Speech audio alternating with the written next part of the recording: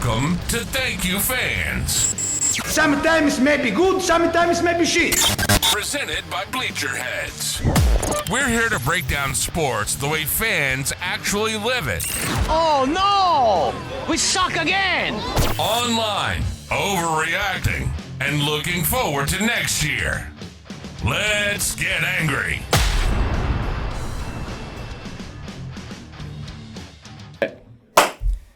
Welcome back to the Thank You Fans podcast. I'm Luke. I'm I'm Zach. Here with Zach. It's the week of July 21st. This will be coming out, I believe, the 24th. And before we get started, I do have to say, as a birthday present to someone. Girth day. It's girthy. That's tough. As a birthday present to someone, I told them I'd wear a Purdue shirt. So check out the new Purdue shirts on Bleacher Heads. Happy girth day. That's gonna get me. Okay. Happy birthday. But yeah, so we can hop right into it. Cover from that one. Yeah, that's gonna be Off to a start. So yeah, we can start off talking some NBA, and the Clippers are officially the unction. So Chris Paul and Bradley Beal have now signed 2 deals. So Joestar Jokic, who's this Nuggets fan, he makes some really good content on TikTok and he's a really good Twitter follow, but he said the average age of the Clippers top 11 is 33 years and 165 days old. And so that made me look into the oldest team to ever win the NBA Finals was San Antonio Spurs. 97-98 Bulls. Really? From at least my research, maybe that's wrong. I don't. I'm just going off the clip there. But they won it in 97-98 with MJ, Pippen, and Rodman, and that's not the same stars they have on their team. So it'll be interesting. Those guys are kind of getting up there in age. The thing that I saw, so Beal's contract, the Suns owe him $20 million a season until the end of, I think, until 2030. Dude's chilling. And they don't have a first-round pick until 2031. So he signed a deal for $5.4 million this season. Dude's saying F them rings. Dude, he's getting paid a shit ton of money and is like living in LA. He's just living the life. Go hang out with his friends in LA and go play for another season. Chris Paul did say that this is probably his last season. I think it's his 21st. Props to him for a great career. I think he's a 12-time All-Star. Just the old ass team. And they have Brook Lopez now. So I'm excited to see what the Clippers can do. I think, so now they're at 33 years average. Just kind of funny. That's old. What? That's pretty old. Yeah, it's pretty old. For NBA standards. As I say, my dad's going to... The average age is 33? Yeah. That's crazy. Yeah. The average age of their top 11 at least. They have some other younger pieces, but they're just not gonna play as much. And then Damian Lillard signs to 3-year, $42 million deal to Portland. And I thought that was kind of cool. I love that. Yeah, gets to go back. Love that. I read it. You're going to win a championship, go back to where you started. Yeah, and who knows what happens, this year? Maybe they try to make some moves to put them into contention. They got some good young 2 players. years from now. You got Scooter Henderson? Is that his name? Scoot. Yeah, Scoot. and then they got somebody else. They got a few other people, but should be interesting. I read an article where he was talking to his daughter and she was like, so we don't have to go on that plane anymore to Milwaukee, and he was like, no, we don't have to go anymore. So. Kind of goes to show you grass isn't always greener. I don't fault him for trying to go win a ring with Milwaukee. They just kind of couldn't put a team around him. Hey, they're going to win a ring this year. They got Miles Turner. Yeah. I think he's going to be in a very similar boat. Grass ain't greener. He's going to realize. I'm excited to see what Portland does after this to see, because obviously they have a year without him with the torn Achilles. He's going to be rehabbing. He's going to come back. I think he's going to be, 34? Older. 36. I don't really know. I think he's 34 right now. Yeah, actually, I think you're right. I was 35 right now. Okay, yeah, so it'll be 36 or 37. 37. Wow. He just turned 35. So, yeah. We'll see. Props to Dame going home. I respect it, especially to a place like Portland. I'm sure they're very excited to have him back. And Portland reminds me, they're like the Western Conference version of the Pacers. I could see that. They don't have, they've also had some good chances to win championships. They've always been kind of there, but never made the jump, Yeah. And it's hard. Portland's kind of a hard market to get people to, I think. Yeah. You know, it's cold. Rainy, cold. It's gray. Pacific Northwest Very is cool. pretty state. Yeah, Pacific Northwest is cool, though. So excited to see what he does there in 2 years. And then the last NBA deal I wanted to talk about is Marcus Smart got a buyout from the Wizards. And so he's going to the Lakers for a 2-year, $11 million deal. So Lakers, smart deal. So former Defensive Player of the Year, I think 2 or 3 years ago, obviously wasn't on the Celtics championship team. They gave him a ring, though, didn't they? I don't think they did. I thought they gave him like an honorary one ring or something. It's like, hey, thanks for all you've done. Here's a ring. I'd throw that shit in the trash I'd sell immediately. it. Well, he probably didn't, but yeah, interesting to see Lakers are kind of making some deals. Apparently, he was recruited by Luka Doncic. The thing that's been surprising to me this offseason is all the buyouts, because now we've seen Ayton got bought out, Dame got waived and stretched, Beal gets bought out, and now Marcus Smart gets a buyout. And I tried to look into it, and just the NBA Apron and luxury tax and all that, it's just over my head. I've accepted that I'm never really going to understand it. And I guess it's kind of a side effect of the CBA, an unintended one, because these players, they're kind of trying to split some of the star power up, and now it just allows teams to look further ahead in the future. And then they're like, well, shit, we're going to be fucked in 3 years if we don't get rid of this contract now. So we need to get rid of the contracts, which then allows these guys like Beal, Ayton, Smart even to get signed to these discount contracts for these teams that otherwise wouldn't have been able to get them in free agency or restricted free agency. So something to think about. Who knows what the more side effects we'll see in future years, but I just thought this buyout trend was something that I hadn't really seen before. Yeah. I'm with you. I don't even understand the second apron. What is it? I don't know. I feel like we need to get better first and some of these. Probably. If I sat here and tried to talk about it and talk out my ass, it would probably sound really dumb because I have no idea, the manipulation of money and things like that. And the mid-level exceptions and all this other stuff that just, it's like. Well, then you've got these really shitty teams that are somehow in the second apron now. It's how did you guys fuck up your financials that bad where you're not winning, but you're also having to.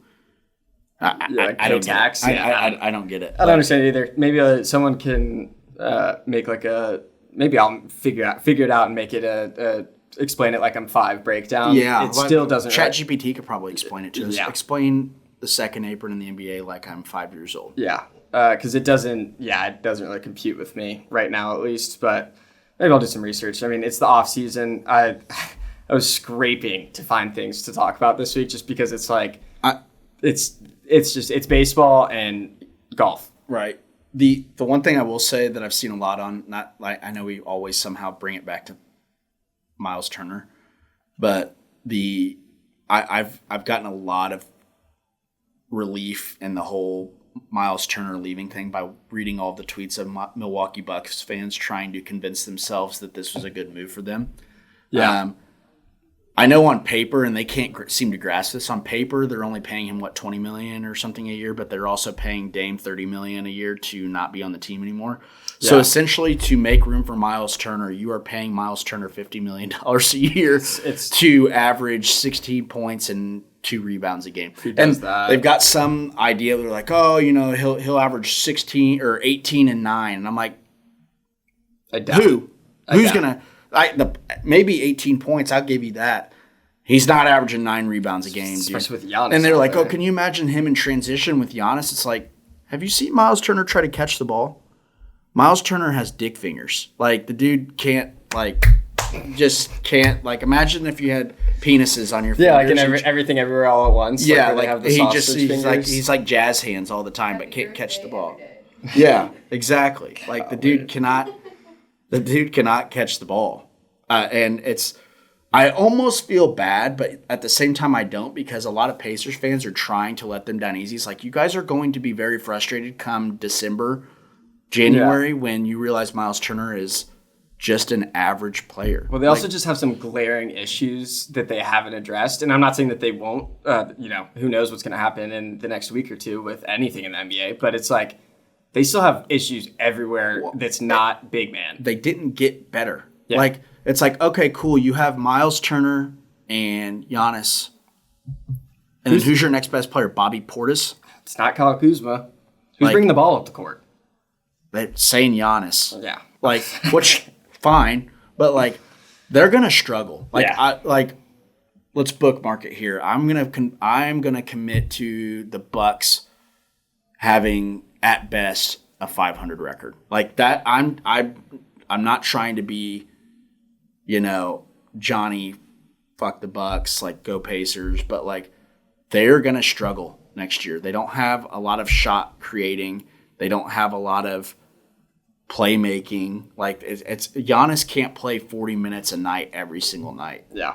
It'll start to catch up to him. I just got a message from our producer of ChatGPT explaining the second apron like I'm 5 years old. And they said, so imagine there are lines on the floor that say, line 1, you're spending a lot, be careful. Line 2, the second apron, whoa, you're spending too much, now you lose some fun stuff. If a team crosses the second line, here's what happens. They can't trade for some players. They can't use special coupons called exceptions to sign players. And they can't get help from other teams in trades. So the second apron is like a big red line. If a team steps over it, they still get to play, but with their hands tied a little bit. So, So basically, you step into the second apron if you're in win now mode. Like Yeah. It's like we're fighting for a championship. We're going to go into the second apron and we're going to punt on our immediate future after by trying to compete now. just kind of where the Celtics have Celtics ended up. did. The Thunder, I think, are kind of at that point right now because they just max contracted shit. Yeah, they'll be there, I think, and in like SGA. 2 years. So They're like, gonna be there in 2 years, Here, which- they're fine right now, but I think. But the thing is, I mean, they have all those. That's why they have all those draft picks is to not Yeah, have to consistently be there. the second apron was created in the new CBA, I think, and Yeah. I think it was created to prevent dynasties from happening where people just It was just to provide some win more for parity. 7-8 years. Like it's fresh. I like it. I like it. It's the other thing is like the repeater tax. So it's like if you can figure out a way to get out of like the second apron for 2 years in a row, then it's like then you can get back in it and you don't. But like if you do it 2 years in a row or like something with the tax 2 years in a row, then like you get hit with even more issues. So like I said, I don't really understand it, but it's causing some interesting things with these buyouts. So yeah, I don't know. I guess if you don't have anything else to add to that, Nope. we can move on a little bit.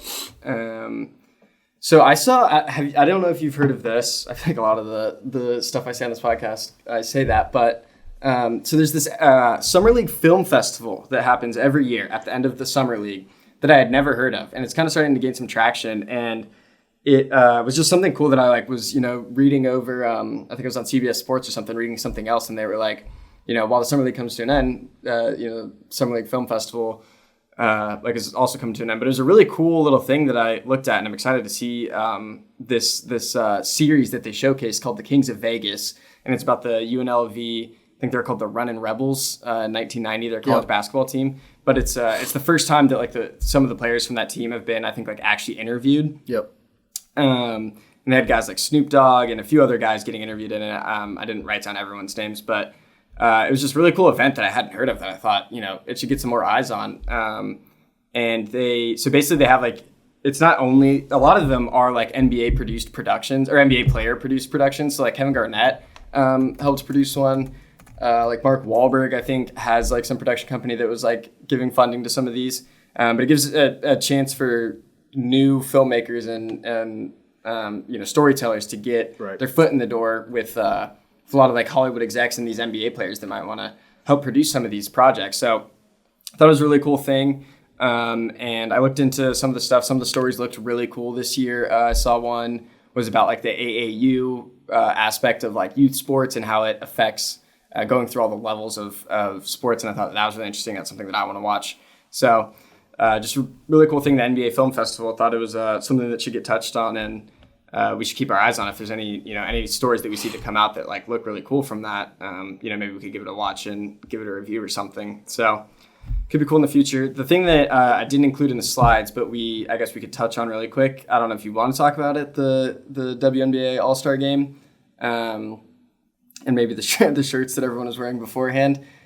We don't have to get too much into it, but I did see a take that they said that Kelsey Plum was just like joking because we all saw the comment where she was like, none of the members of Team Clark came to the meeting. And I guess people were claiming that she was making that joke because did you see the thing about like the stud buds and they were like streaming the 72-hour stream they were doing all weekend? No. So it's two like WNBA players that were there, and they were doing streams like all weekend on their. I think they were just on Twitch, but kind of to show like the behind the scenes stuff. Like it showed them like at the club, what they were doing around Indy. It was a really cool thing, and it was from what I heard, like everyone loved it. And I didn't watch a ton of it because I was moving all weekend, but it seemed like it was a really popular little like stream thing that they were doing. But I guess they were like at the club the night before, and so that's why they were like the meeting was at 8:30. So they were like, people were claiming Kelsey Plum was making a joke. The only reason I don't think that that's the case is because you saw the clip, right? Well, I was gonna say, did you look at how Sabrina Ionescu? Yeah, right? I think it's Ionescu. Ionescu, or however you. Her reaction at first was kind of like, and then she was kind of like, oh. She was like, I don't think we were supposed to say that. Yeah, she was like, are you like? I don't know if that's a joke. Like the point of a joke is to be funny. Like I don't get it. I don't get it. But like if it was a shot, like I feel like there's a better way to deliver that joke if it was a shot at them being out too late the night before. That's exactly like you could have kind of said like, oh, all the young guns on Team Clark decided to go out and have too much fun last night, so all us vets had to, you know, hold the fort down. Yeah, or something like that. Like, yeah, or just that hits a little bit. They were a little groggy in the morning. Yeah, the way it's like the way she kind of took a shot. Like I don't know. Like, it seemed a little. Kelsey Plum's already kind of cringy. Yeah, like, with the popcorn. I hate that video. I hate that video. She's never gonna live that down. So she said that. I did see. So a lot of people were getting mad about what the shirt said, and we don't have to talk too much about that because it's something that I'm sure a lot of men have given their opinion on. That it's not necessarily our place to. But so for sure. The thing is they're right. So I looked into it. So the WNBA players only get like 9% of the league revenue. Oh, yeah. It's super skewed. Like the owners are. In every other league, it's like, even in like other women's leagues, it's like 25 to 35%. In men's leagues, it's like it's skewed as 45 to 55%. And people love bringing up that the WNBA has been operating at a loss. And this past year is the last year it's ever going to do that because their last, I think, TV deal was like $60 million and their next one's $200 million. And so there's a lot more money that's coming. But I think it was weird that everyone immediately wanted to jump the gun on the players when it's like, you should be getting mad at the owners. Like they should be the ones paying these women what they're worth. So sure. There's like this weird, I don't know. It comes from a certain place of probably people that I don't necessarily love that I think just kind of want to get clicks and stuff like that. And they like riling people up. But it's like when you really look into it, it's like they are asking for the money that they're probably deserved. For sure. Yeah. So that's what we really need to talk about. I thought the Kelsey Plum joke, I guess, wasn't great if that's what she was trying to do. But pay these women what they're owed. Yep. And we can move on from that. What's next? So we could talk about golf real quick. I don't know. Have you been hitting the links this summer at all? How's your golf game looking? Yeah. It's about how mine's looking too. I played. I golf. I play golf. I had an outing on Saturday, and I probably hit like 3 of the best shots I've ever hit in my life. And it was like a scramble. We used probably like 30% of my shots through the first 7 holes, and then it got rained out. And I was very bummed because I was just starting to get it dialed in. Yeah, you figured out golf. You're like, I figured out my shot. Right. My 8-iron was looking beautiful. I had like 2 shots that ended up like 10 feet from the pin from like 140 yards out. It's good. They were great looking shots. I was like starting to get dialed in. Hybrid was looking good. And then, we heard the first crack of thunder. We can't let this guy think he's good at golf. Exactly. And then now there. And I knew it was going to be good because at the driving range, I couldn't hit shit. Like, hitting shots on the range and you just like striping everything is the equivalent to like pregame basketball, hitting all your threes and you're like, oh, fuck. Like, none of this. Where are the duffs? Yeah. Where are the duffs? Like, if I go out and I can't make contact with the ball on the range, I'm feeling very good about how the day is going to play out. That's exactly how it went. I was at the range for like 30 minutes. I finally hit like 3 drives in a row that I was like, okay, that would be like serviceable. That would be findable. I'd be able to find my ball if that was a drive. Yeah. So I was like, all right, I'm done. And then I was like, I feel like anytime I do well on the range, and I was like, it ends up being a horrible round for me. So kind of starting to get it dialed in, and then I got rained out, but I'll always have those, 3 or 4 shots that I had that I was pretty proud of.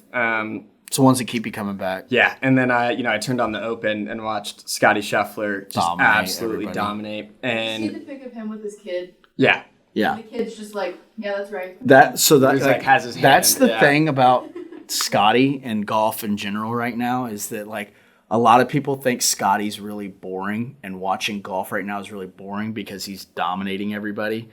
And he just does not give a shit. Yeah. Like, he's like, there's more important things in golf. So, yeah. And he's right. That's like, what he's I wanted to talk about. I love my family. Like, I've got, like, this is just, I get to do the thing I love every day, and that's cool. He's his it's not make or break if I win or lose. It was funny because I think it was at, like, media availability before the event. He said, he had a few quotes that I pulled. The main one that people kind of were sticking on was, he said, this is not a fulfilling life. It's fulfilling from the sense of accomplishment, but it's not fulfilling from a sense of the deepest places of your heart. And he said, it's always been golf third for him. It's like God, family, golf. Yeah. And he said he's like, it's not fulfilling to win these tournaments because it's like you win it, you have a fleeting moment of success, and then it's like, all right, what's next week? All right, it's Monday. Now I'm flying to the next place. Exactly. And he said, it's great. Yeah, it's great to be able to win tournaments and to accomplish the things I have in the game of golf. But like, it's fleeting. It goes away. He gets paid millions of dollars a year to do the thing that God made him the best at. Like, he is dominating everybody. And he said he doesn't get fulfillment from winning. He's like, I get fulfillment from going out there and, putting in the work and trying my best and recovering and doing all these things to try to win. And people kind of had a problem with that. And I saw a lot of people were like completely missing the point of the quote, which is like, I feel like it's a stance that probably a lot of pro athletes have. I think people get frustrated with Scottie or that he's becoming stale because he's dominating, I don't want to say at the level of Tiger because I'm old enough to remember Tiger dominating, but he's on that path right now. He has to sustain it over many more years to come, but he's already got 4 majors. He's a quarter of the way there, and he just turned 29 years old last month. Yep. So he's got all his good years ahead of him. And I think the thing that's frustrating for the average fan or just fans in general that watch the sport is they want so badly for him to be Tiger Woods, where he's Tiger, eat, slept, breathe, golf. That was it. There's the quotes of him, I wake up at 4 a.m., I hit, I do my workout, I eat breakfast, I hit balls, then I putt, then I play 9 holes, then I go home and eat again. Then, his day from 4 a.m. until 8 p.m. consisted of golf. Yeah. Tiger Woods, he was a machine. And Scottie's not that. And it's just, it becomes stale because it's God, he does, you want him to show some emotion, which I love it. I think he's dominant and it's fun to watch. That's why he's so good. And people were making a big deal. I think it was on I watched on Sunday, and I watched a lot of it, but I watched all of it on Sunday. And there was a hole where he had not made a bogey yet, and he had a 15-foot putt, and he sunk it for par to save par. And the only thing you saw was one of these. It wasn't a freak out.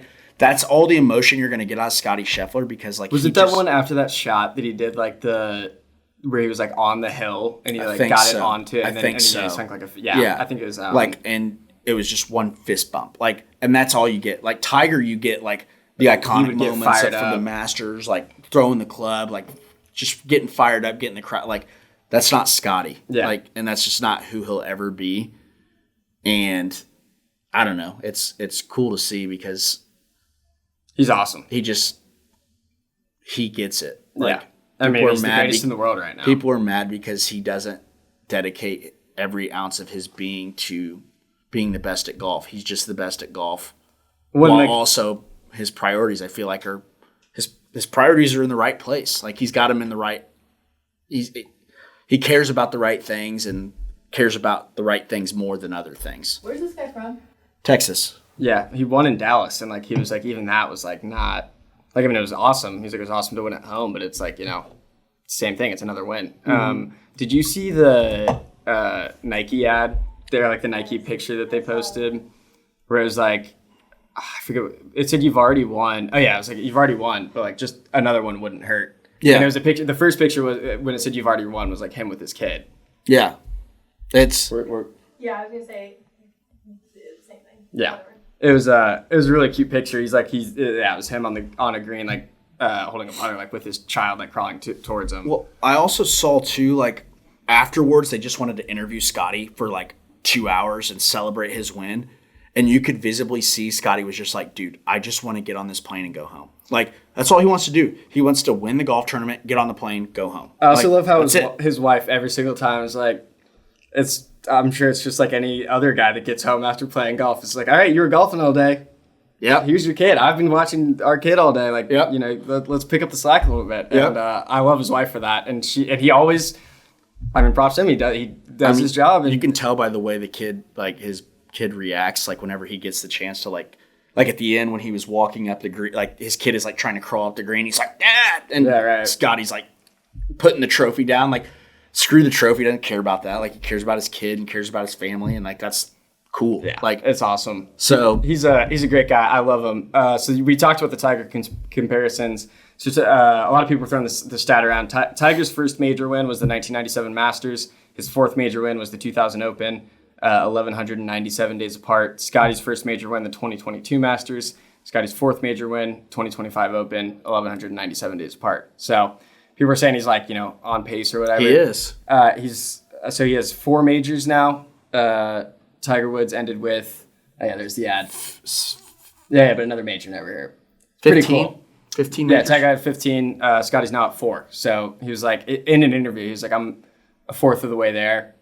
You And know, he, in typical Scottie fashion, gave all the flowers to Tiger. He's like, dude, I'll never be Tiger Woods. He's like, Exactly. Tiger Woods is like everything that I wanted to be growing up. Like, he's my idol, like all this stuff. He's like, I'm a quarter of the way there. If I like, have you seen that video of him where they're like at the driving range together, and he's like, you're not taking any divots? he's like, And now if Tiger's I pick it clean, he's like, like, yeah, why, he's like, why when I'm take? hitting it, He's like, why would you try to take a divot?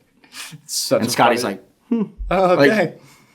So then the other thing from the Open, Rory hit a ball, and then as he hits it, we can watch the clip real quick. Hits a ball, and then there's just another one that was lodged in the ground. it's been down there since 1600. Yeah, It's like a cork ball. yeah. And it brought up a good question. It's like, do they have people like comb the course beforehand to like go find if there's any like missing balls? He just threw it too. Like, Yeah, I saw a fan end up grabbing it. yeah, I It was gonna say I now it's like someone else. think it was a Titleist like Pro V1 or something. They said. Did they say how old the ball was? When did Like, it come out? Yeah, I don't think they knew. that's crazy. But yeah, I mean, it was like Look at it, just like he just. it was pretty deep in there. Just kind of funny though that they found that. Yeah, and a fan ended up getting it as like a kid that looked like he was like 16 or 17. So kind of funny, but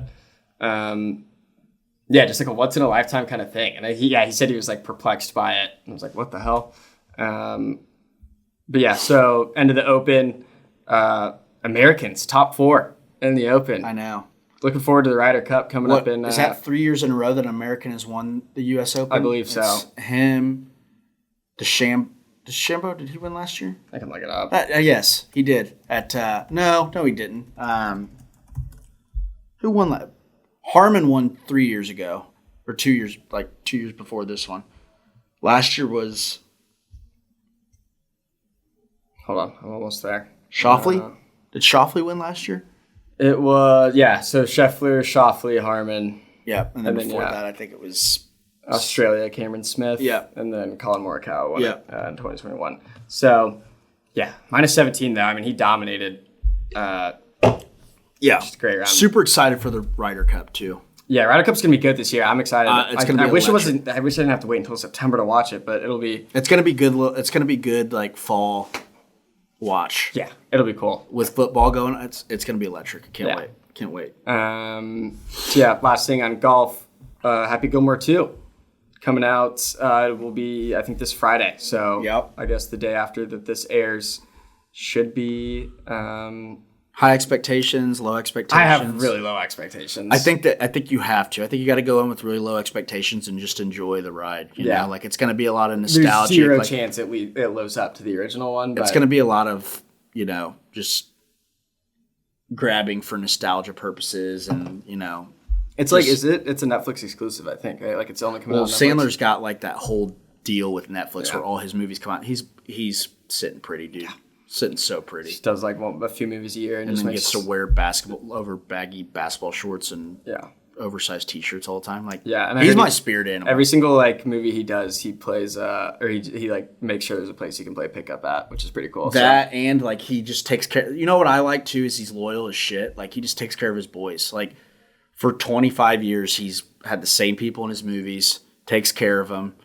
And like every interaction I've ever seen him have on a camera with like a fan, like if someone like, have you ever seen Adam Sandler in a bad mood? No. Like other than when he's playing a character, like he just seems like he's just really happy with life and that he just really enjoys his life and enjoys his fans and he just seems like a good dude. He's a good guy. He also has that video that has become like 1 million IU burner accounts profile pictures. Yeah. Like, I'm with the Indiana Hoosiers and I'm having a great time. It was like back in his SNL days. Well, it probably was. When was that? The like 80s.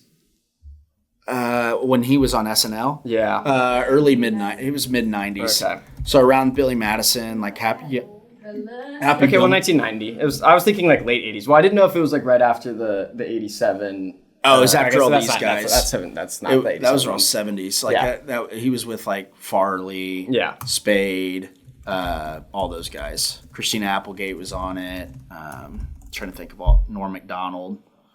The Lunch Lady Blue. Mm-hmm. Yeah. Yeah. Okay, no, it was from 1988. So that video is from 1988. It was before he was on SNL. Damn, that's crazy. It was part of the MTV Spring Break program with help of IU players Dean Garrett and Keith Smart. So it would have been right after they won the 87. Well, he's wearing like a Bob Knight sweater, isn't he? Yeah, it was just like an old Indiana sweater. Yeah, that's pretty cool. So maybe we might have to do some homework and watch it this weekend and come back with our reviews if you have a chance. Oh, I'll be watching it this weekend. Yeah. I will have some time. Just putting together a crib this weekend, so. Oh, exciting. Yeah. How'd the shower go? Good. I was the main attraction, man. I walked in and... We can watch this clip real quick. No, you're good. No, let's watch it. Sandler first bird. So does the sound work or no? All right. Beautiful. How are you? Adam Sandler, still here, Indiana University, having a beautiful time. Soon coming up is the cutest co-ed, but before that, I'm trying out for the Hoosiers right now. Funny thing is, I know Indiana exactly where Hoosiers. he's I'm having at a good right now. time. A few friends of mine are here. They're okay at ball. You got Dane, Keith, and Steve here. Nice guys. I'm going to show you fellas what I can really do. I'm pretty good. Okay, here we go. Let's see it.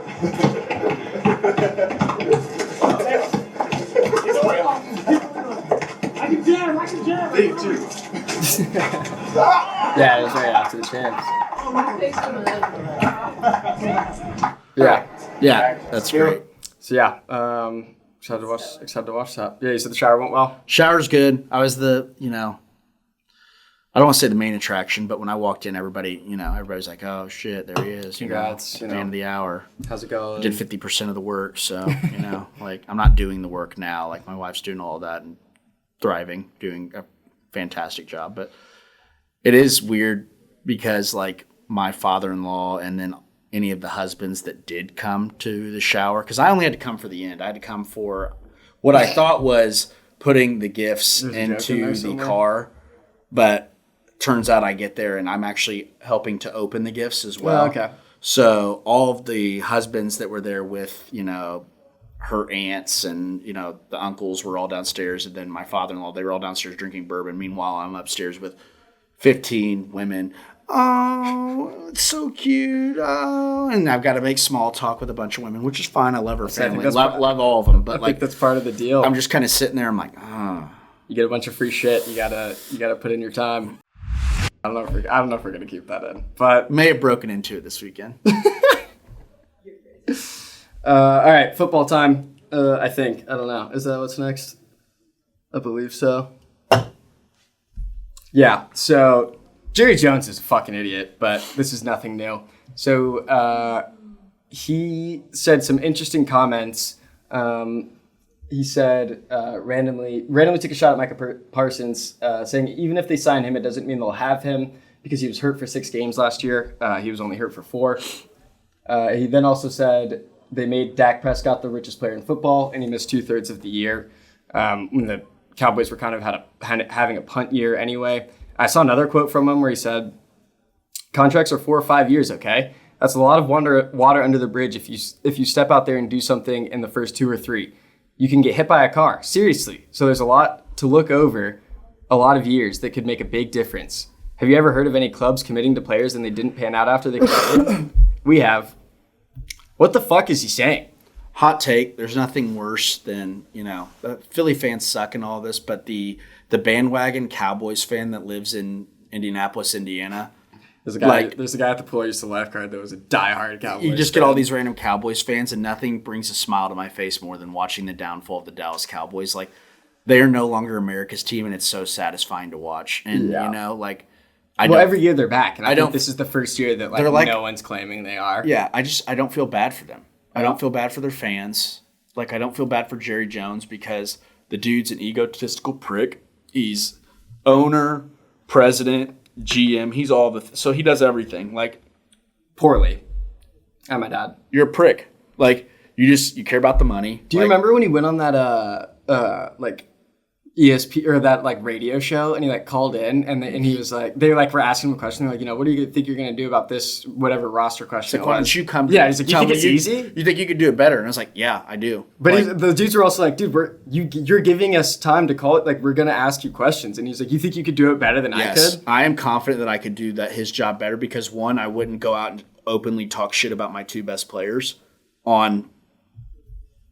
Whatever, just where they're going to see media availability or whatever it was. Yeah, training camp. You know what else I would do is if I was the owner and I could do this better than him, and it's a very simple thing, is I would literally keep my fucking hands off of everything football operations. My job is to be the owner and give the money to make our team good. I'm going to hire GM and be like, I trust you fully. Here's the money. Make us good. And if you don't make us good, I will find us someone else that will. Yeah. That is your job as an owner. That's what Ryan Reynolds and the guy from Rob Mack, I think that's what he's called by now. That's what they did. That he said that in an interview. He was like, I talked to players and they were like, yeah, I hate talking to the owners because it's that this isn't your job. Your job is to just give the money to the right people. Yeah. And he's like, what the hell do I know about soccer? Right. Nothing. I give the money to the team to figure out how we can be in the best position. I'm gonna be a face around the place and and be like, hey, say hi to the players and be like a happy-go-lucky person. Yeah, I'm not going to talk to them about ball though. Yeah, I'm just going to be like, hey, why'd you miss that tackle? Yeah, I'm not going to do any of that and be like, hey, how you doing? How's if they're injured, how are things? Exactly. Care about the person a little bit because naturally they're going to play harder for you. But he's a prick. Yeah, he's a fucking prick. So the last thing on that. So JJ Watt tweeted after that. Anytime you can publicly take a dig at your star quarterback and your star pass rusher simultaneously right before the season begins, you just got to take it. Nothing makes guys want to fight for you more than hearing how upset you are that they got hurt while fighting for you. And then Micah Parsons retweeted that. Hell yeah. So love that. Some trouble in Dallas. Love that. It's going to be a shit show of a season. It's not going to get any better either because when Jerry Jones, I don't hope this happens soon or anything. This is not me wishing, but inevitably, spoiler alert, everybody's going to die. When Jerry Jones does, pass on, his son is just the exact same person. So that's coming as well. So that's what Cowboys fans have to look forward to is the reincarnation or second incarnation of Jerry Jones is not far behind him when Jerry Jones decides to pack his bags and head on home. So yeah. I hate the Cowboys, so it's whatever. Most of the NFC East, just not a huge fan of. Giants and Commanders are fine, but Cowboys and Eagles can. Yeah, it's kind of. I feel like the Giants the way I feel about the Mets. I love the Jets being so bad because they try to convince themselves. Yeah, I don't mind the Mets, just I hate the Yankees, but I hate the Yankees. The Giants, only reason I really liked them. Beating the Patriots. Well, that and Eli Manning. Yeah. If you're from Indy, you're a Manning guy, so inevitably you're going to cheer for Eli too because that's just how it goes. I always like the Giants for beating the Patriots and all that. Doing the things we couldn't. Yeah. So just Jerry Jones, to wrap it all up in a bow, is an idiot. Trouble in Dallas. I'm very curious to see what their training camp is going to look like. It would not be a year of football and it would not be football right around the corner if there wasn't some sort of drama surrounding the Dallas Cowboys. I say we're doing and exactly Jerry what we Jones. hate ESPN for too, which is like the entire like you turn on ESPN anytime during the week during NFL season, and it's like what's going on in Dallas. But this one had to get talked about. Well, it's just fun. Micah like, Parsons retweeting that tweet is just incredible. Like we get to say the things that they can't say on ESPN, which is fuck Jerry Jones. Like that dude's a fucking prick. He's like an idiot. And it's hilarious. I think it's so funny that the Cowboys are just in turmoil. Yeah, and their new coach, that was their OC last year, Schottenheimer, I think is his name. It's going to be. Oh yeah. Well, yeah, we'll be talking about them this year, come football season. Last thing about the NFL. Not really just something to talk about, but training camp starts pretty much like now. So I'm very excited to see the slow-mo passes from everyone. To wide open people. It's like, oh, check out that thread the needle. It's like the reporters, no shoulder pads on. The reporters that are at training camp being like, so and so just threw their third interception of this. Everybody freaking out. Yeah, the AR Daniel Anthony Jones. Richardson's 11 for 11. Yeah, right. And whatever. With The people 15 being rushing like, yards. yes. Oh, nah, I can't wait. I'm very excited because I was looking up like training. I was like, are there any like contract disputes I forgot about? Like the Trey Hendrickson one with the Bengals was one that was big. Or that hasn't gotten rookie solved. with the Bengals, right? Yeah, that too. Is that still? Who knows? I saw things that he might go. He's from Texas A&M, right? Yeah. Someone said that he might go back to Texas A&M, but I don't know. I don't know all the rules behind. I don't either. Who knows? I saw he can go back into the draft next year if he wants. I think if he plays this year, he's not. I don't know what. Yeah. Just sign the contract, dude. Well, I saw that the Bengals were. I would need to look into what the actual details were, but I saw they were trying to do they're throwing stuff in there that wasn't normal for rookie contracts, and someone said they're kind of treating it like a guinea pig rookie contract. And Okay. I don't want to be your guinea pig for that, right? Which I can kind of respect, but the Bengals front office have been rough for a little bit now. Like they've run into problems, and a lot of their fans, I think, kind of agree with that. So they'll be the first ones to point the fingers at them than the rookies. So We'll see what happens with that. As of right now, Trey Hendrickson, I still don't think is signed. But I was looking at the training camp main storylines, and Anthony Richardson versus Daniel Jones was number 3, and I was like, oh, we're in for a long year. I'm going in with no not even low expectation. I'm going with no expectations this year, and I'm just going to sit back, and for the first time in a while, I'm just going to enjoy the ride, because I know it's going to be bumpy as shit, and it's going to be a lot of bad and a lot of good and whatever, I'm excited. You might as well just take it for what it is. I hope it's Richardson, man. I don't want to watch Daniel Jones. Well, if it's not Richardson, then we're in a worse spot anyway, because Daniel Jones is not going to be the future of Indianapolis. He had his his half season under O'Connell, so he's the quarterback whisperer. So he turned Sam Darnold into a playoff quarterback. So who knows? I thank God we didn't get him. I'll just say that. I did not want Sam Darnold. So yep. I'm excited to see what training camp storylines come out. Who's deemed the MVP? Watch Anthony Richardson still not be able to make a 5-yard out route. It's gonna be awesome. It'll Can't be wait. great. But hey, he can run the ball really well. Moving on to, I think, college football, I think is what I had next. There's one guy I wanted to touch on. Did you hear about Sir Paul, nicknamed Jesus in Cleats Cheeks? All-time name. Is his real name Sir Paul? Is Yeah. it kind of like a dude? It's no space. So Sir Paul, I guess, is Sir Paul Cheeks. Sir Paul Cheeks, but his nickname is Jesus in Cleats. Plays both sides of the ball. Just committed to West Virginia. I think 3-star Dude. running back. They missed a golden opportunity to name him Buster. People were coming up with other Buster nicknames Cheeks. for him. I saw Clapper or Clappers. Clappin. I don't know how I was trying my best to come up with to figure out where did he get his nickname from. His nickname is Jesus in Cleats, which blasphemy aside, you better be a good fucking running back if that's your nickname. Yeah. He runs a 10-6. Don't love that nickname. Runs a 10-6 100 meter. I think a 4.3 40. He averaged 591, or he got 591 yards on 54 carries last year, 10 touchdowns. And then he also had, I think, 18 touchdowns and 1,200 total yards, because they would just put him on an out route and just be go. And he would go get touchdowns. He had, I think, 6 interceptions or something, and he returned 3 for touchdowns. He's a dog. I saw Sir Paul Jesus in Cleats Cheeks, and I was like, what the fuck? Why is this guy not on my team? Yeah. So yeah, he's from Virginia, committed to West Virginia. We're gonna have to keep up with Sir Paul's. He's probably not going to play at all this year. Well, so I think he's going to be a senior. So I think he just committed, but he's going to be a senior next year. So we might need to keep up with his high school stats. I could be wrong on that, but I'm like 95% sure he's class of 26. Yeah, if he's just not committed, there's no way that he's not committing. Because he didn't show 3 up for weeks spring ball before or this, anything. 4 weeks before the season starts. Yeah, so excited to see that.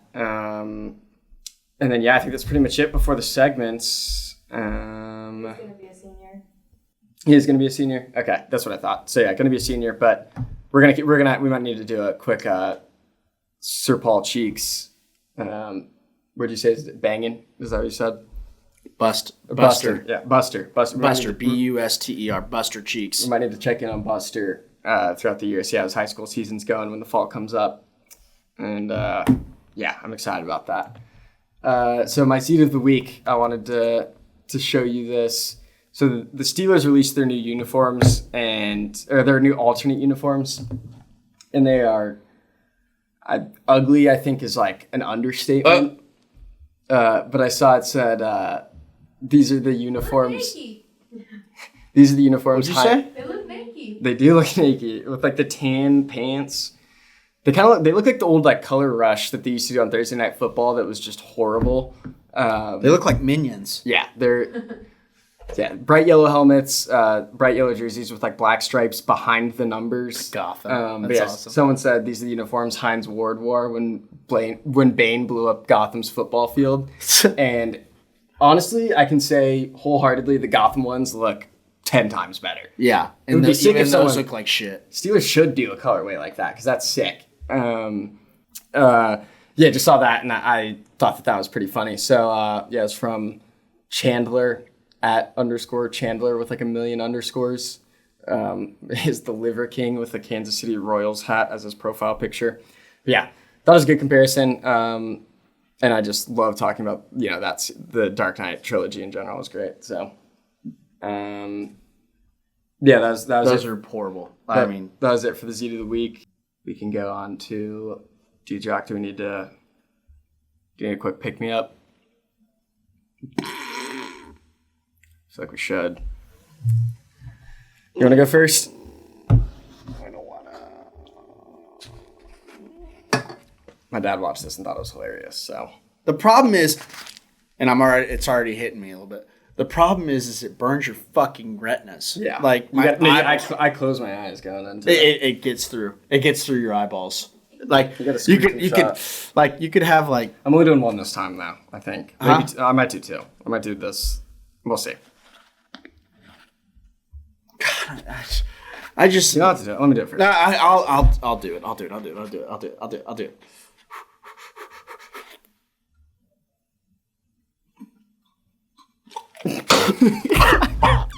Snot came out of my nose.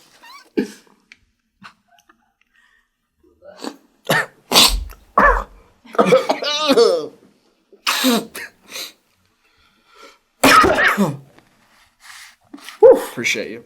I'm awake. So this is from Matt Vermonti on Twitter. My daughter just told me that her boyfriend and his friends will go to Costco, each get a rotisserie chicken, eat the whole thing while walking around the store, and then bring the bag of bones to the register to pay for it, which I thought was just a funny visual to imagine. And I guess they're all like offensive linemen and play for football. They're like 16 years old. And I was like, that's just peak guys being dudes behavior. Like, hey, let's all go to Costco, each get a rotisserie chicken, and then just walk to the counter and pay for it. So someone was like, a pro move would be go figure out where there's samples for like sauces, and then you could like dip your rotisserie chicken in it. Yep. But yeah, they did, he made very clear that they do pay for it, but they just eat the rotisserie chicken. Just bring back the bones. I really hope they have some napkins or something, so they're not touching everything with greasy You fingers. just walk up and they've got grease all over their face. Yeah, Like, but I thought that was a pretty good dudes rock moment. this guy spent 21 building a miniature. Yeah, you can read this one. I thought you were only doing it once. So Paula Rambles tweets, this guy spent 21 years building a miniature version of NYC consisting of almost 1 million buildings. The full model is 50 feet long and 30 feet wide, and he first announced it on TikTok like this. Yeah, we can just watch the first it's like a minute long video, but we can You might need to do like that fast forward thing again. We can watch this the first. He's such like a New York like.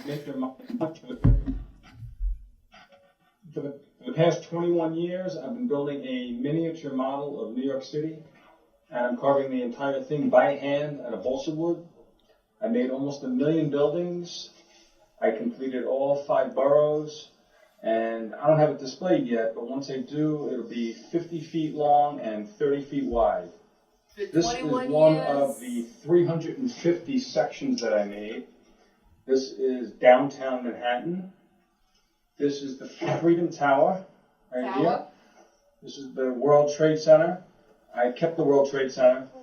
They're my favorite buildings. When I was a kid growing up in Queens, I used to look out my bedroom window and look at the World Trade Center every day. Every day.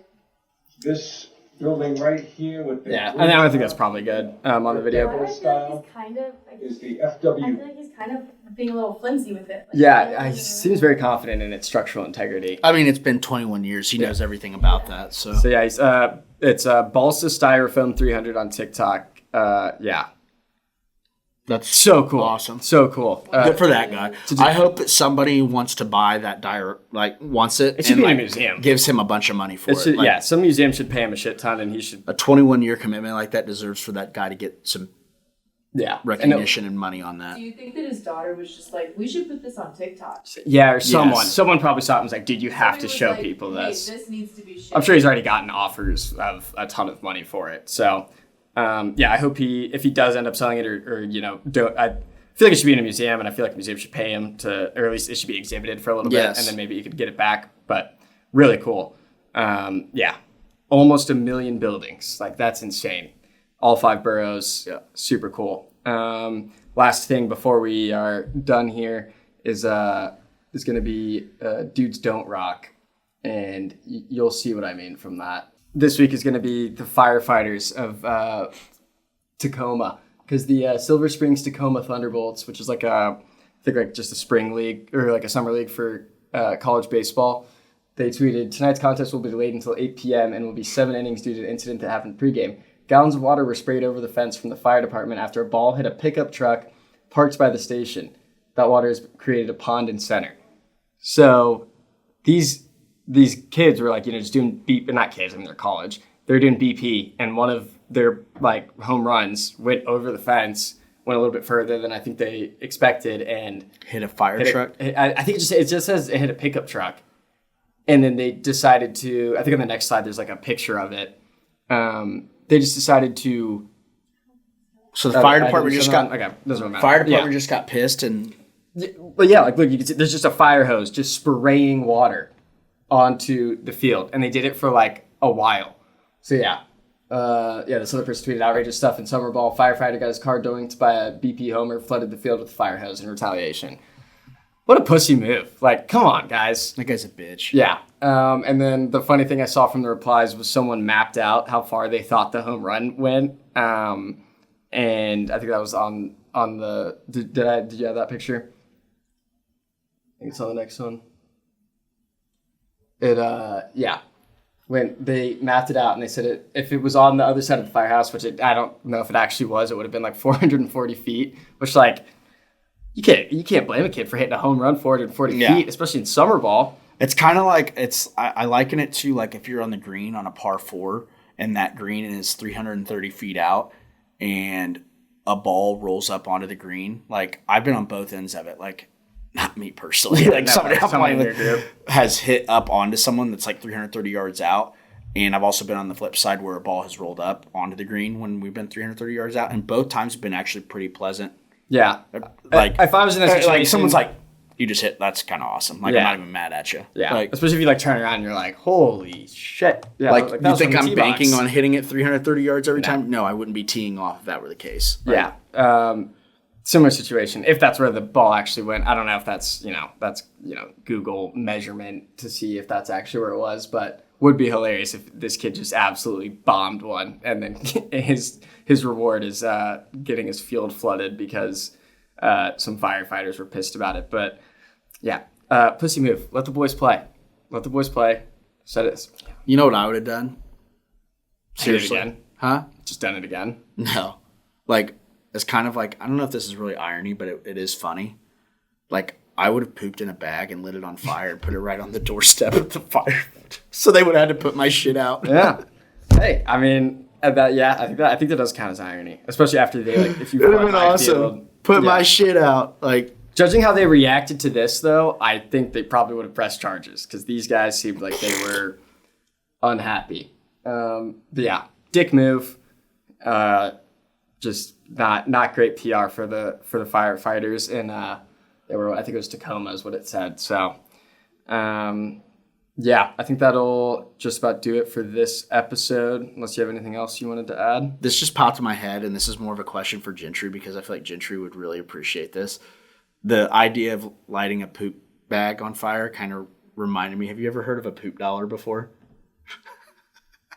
Yeah, I have. Have you? Yeah. So the idea of a poop dollar, I feel like you'll get a kick out of this, and you'll hear why, is you put $1 on the ground and you cover said dollar with like poop, some sort of poop. Yeah, it's usually like dog poop. It's usually dog poop or something. It doesn't have to be absolutely covered. It's just like a little bit. Like you put like a $10 or $20 bill on the sidewalk and you just leave it there and you watch and you scope it out for someone to walk by. And when the person sees the $20 on, like, the bottom side has the poop, but the top side's normal. When they pick the dollar up, there's poop on it. And your job at that point is to yell, "Poop dollar!" like, really far away and then, like, run, obviously. But, like, hilarious. You just, "Poop dollar!" like, hey, you got $20, but that dollar had poop on it. Haha. I have two reactions to that. Number one, like, I love a shenanigan. Yeah, poop. I could just see you, like, not doing the poop part, but, like, being a part of it and you being like, "Poop dollar!" 100%, not a part of the poop. Poop's not cool. Yeah. It's not cool. Yeah, the idea filling is out poop dollar is pretty cool, Super though. cool. Yeah, like the funny part is the poop dollar. And like waiting around for like Oh yeah. Like a certain amount of time for someone to walk by, see $20. Like if like naturally if I'm walking by and I see $20 on the ground, hell yeah, I'm picking that up. But then if it's on the other end, I'm like, you're just somebody that's like, poop dollar. Exactly. Poop dollar. That's funny. Yeah, like I don't know why. Like right after we talked about lighting the shit on fire, I thought about a poop dollar, and I figured Gentry. Yeah, I know. It was in a show, and I think it was. I mean, it's Workaholics. Okay, it was in Workaholics. I definitely because I was like I remember seeing that like vividly. I thought it was in like Family Guy or something, but yeah, I remember that in Workaholics, and it was very funny. Great prank. I can put it up there. Oh yeah, what the video from that? Yeah, go for it. She's got tattoos, man. I'm into that lately. Oh, here we go. Like, there's something about ink in her.